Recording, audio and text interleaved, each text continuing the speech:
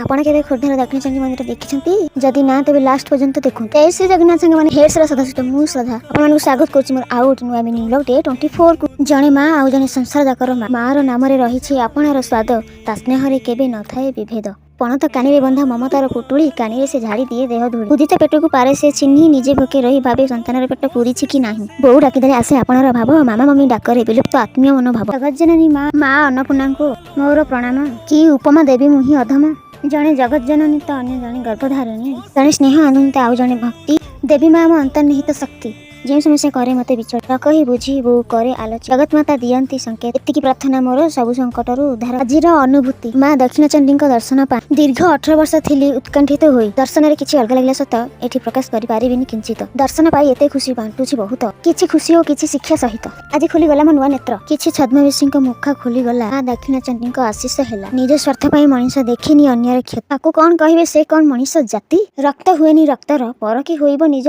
से देखे निज स्वार्थ पाई करे सबु अनर्थ भद्र मुख पिंधा व्यक्ति भाबे मु जाने